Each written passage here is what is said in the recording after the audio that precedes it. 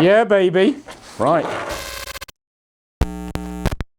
Hi, I'm Steve from 1233D. Today on the weekly layer shift we have more news, although the news this week is a little bit thin on the ground. It did take me and Chris quite a little bit of digging around to come up with some new topics. Without further ado, let us jump straight in. So, Prusa have announced a new range of Prusament. So they've basically released high-speed PLA. Prusa claim that you will have a print saving time, depending on the model of your printer, between 20 and 40%. So what they're saying is that with their new high-speed range of PLA filaments, you will effectively be able to print typically 20 to 40% faster than you could with standard Prusament PLA. We will be getting some of this in stock, no doubt, and we will trial it and test it, and when we have done so, we will report back our findings. Prusa has confirmed that this will be available in the following colours as of now, but no doubt, depending on the popularity of the range, they will probably expand that colour range. So currently it is available in Prusa Orange, Prusa Galaxy Black, Pristine White, Lipstick Red, Gravity Grey, and more colours to come.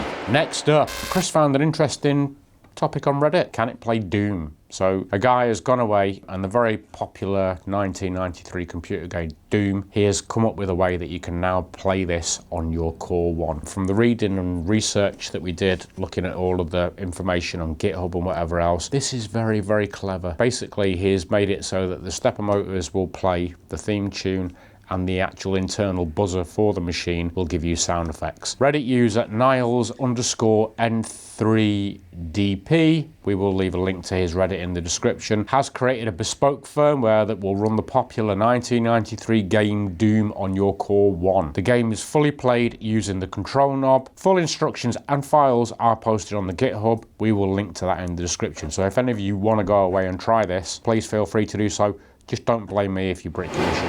Next up, we have another UV printer. So the xTool brand, if anybody in this game has not heard of xTool, I don't know where you've been living. You must have been hiding under a rock somewhere for the past God knows how many years. But xTool branching out into all different maker sectors. So they are traditionally known for laser, which they produce a whole range of different laser machines, engravers, cutters, whatever else. And they seem to be leading the market at this point in time. They've identified this and they've now branched out into UV printing. So UV printing, very, very similar premise to the Make. It is capable of embossing resin onto pretty much any material that you want, up to 7mm high, so you can get some really nice textures and whatever. If you're printing, I don't know, fridge magnets, mobile phone cases, coasters, you can print on glasses, you can print on ceramics, you can print on pretty much anything, and it gives it a very, very high definition HD quality image that is crisp, sharp, and obviously gives you infinite detail in your texturing and embossing if that's what you need. It uses a laser scanning to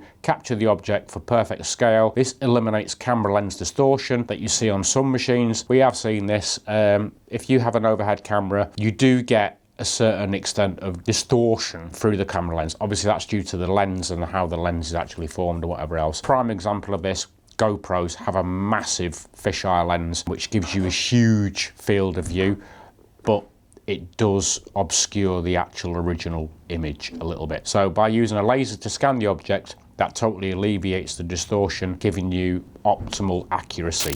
Sorry to interrupt, I'm Steve from the future. Just to let you guys know, we do have a website to fulfill all of your 123 3D printing needs. So if you haven't done so already, please do check out the link in the description where you can have a browse across our whole product range. And if you're outside the UK, please don't forget to check out our sister stores. We have these based in the Netherlands, in Ireland, and also in Sweden. Back to the video. There is a rotary module available, so if you want to do tumblers, glasses, cups and all that kind of thing, even down to small items like pens, you can absolutely personalise those, customise those to your own individual use case with that added accessory. It integrates into the existing xTool software, which is a very, very well thought out ecosystem. Example, print your design, the printer will then add tracking markers so that you can move it around, and the laser for cutting will align it perfectly so there is no alignment issues. There are 3 tiers of this from what I have seen. You've got like an entry point machine, you've got an intermediate machine, and you do have an advanced machine. These come in at separate price points.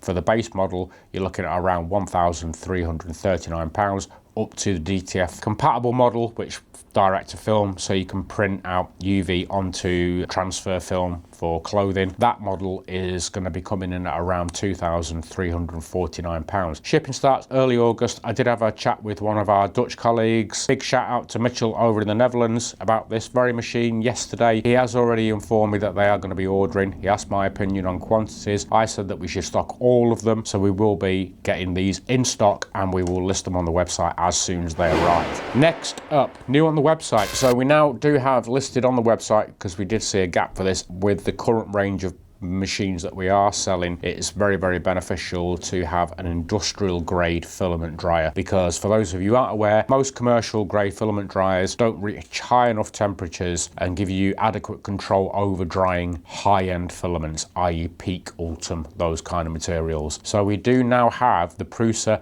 Memrit UF30 filament dryer. This is a very, very good piece of machinery. I say machinery, equipment. It's basically a lab grade industrial filament drying oven that will allow you to dry any material that you want. And I think, if my memory serves me correctly, the maximum drying temperature will go up to 150 degrees, which is obviously ideally suited for the more exotic filaments like peak and ultim. Again, I have seen the machine.